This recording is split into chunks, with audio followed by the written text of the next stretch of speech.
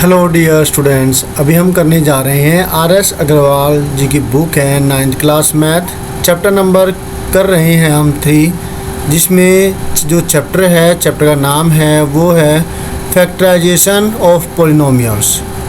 Exercise 3C का question number 51 करेंगे, जिसमें हमें करना है फैक्टराइजेशन किसका, इस पॉलिनोमियल का, जो कि एक क्वाड्रेटिक पॉलिनोमियल है। इसका हमें जो है फैक्टराइजेशन करना है। तो आपको समझ में आया, फैक्टराइजेशन करना है हमें, और यूज करेंगे हम मिडल टर्म को स्प्लिट करने की स्ट्रेटजी को। ओके, तो चलिए फिर अब इसके सॉल्यूशन को करते हैं। Let us do. सॉल्यूशन में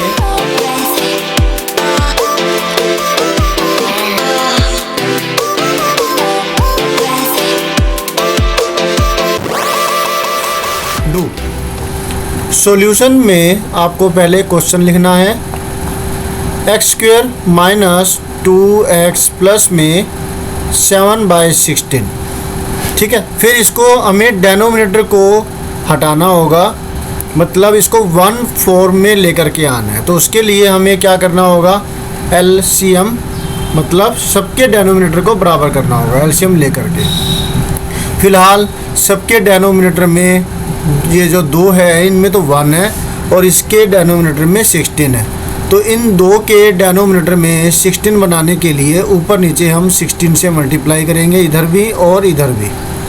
ठीक है, तो आपको जो मिल जाती है, और फिर हमें क्या करना है, सबके डेनोमिनेटर से 16 है, मतलब यही हुआ कि 1/16 हम कॉमन ले लेंगे।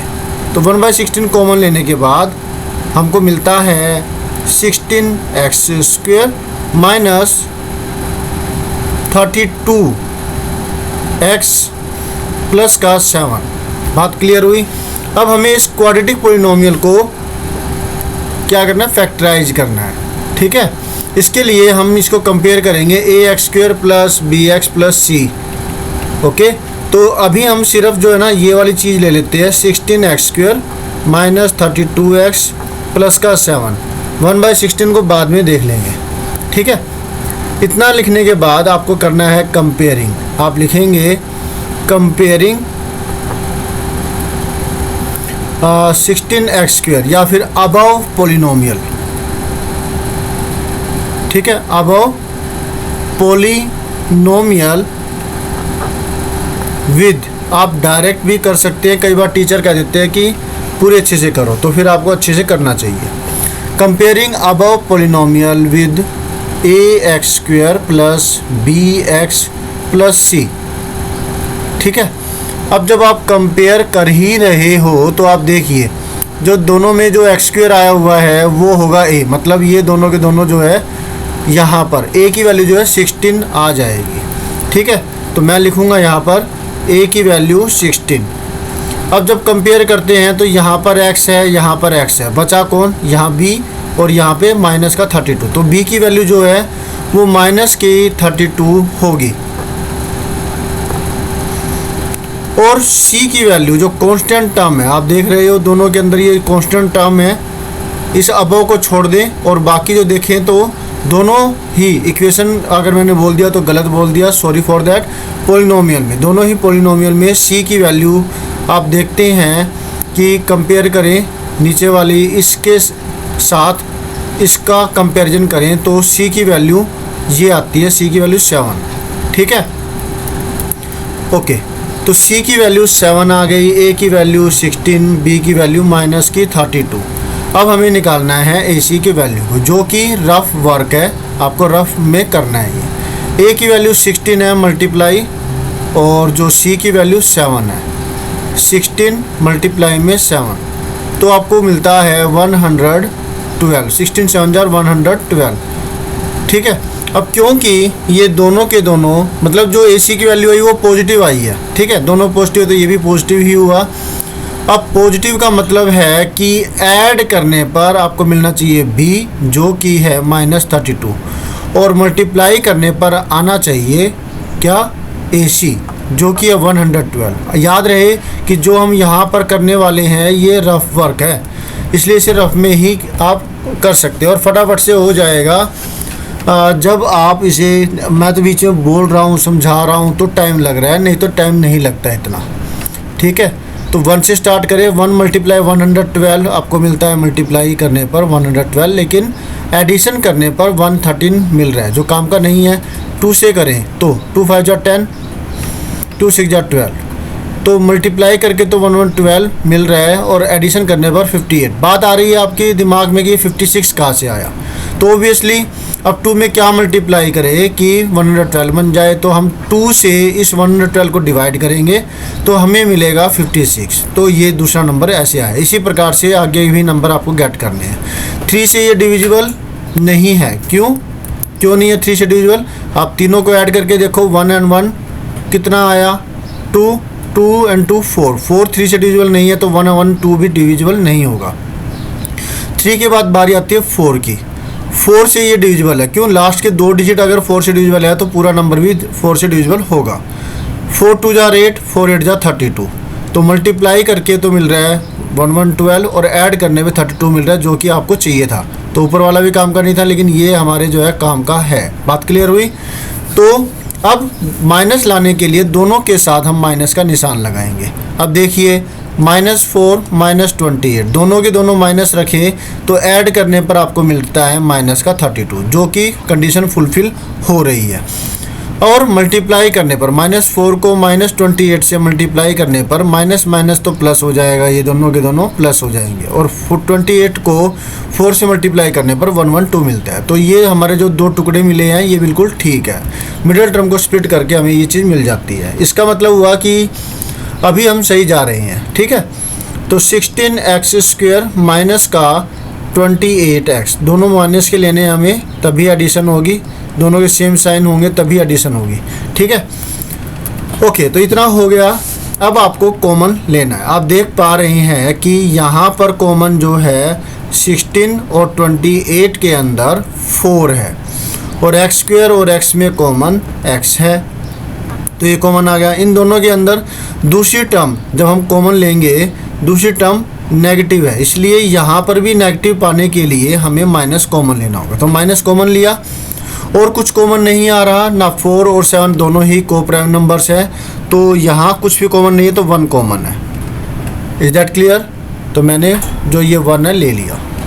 ओके, अब आपको कॉमन लेने के बाद क्या मिलेगा?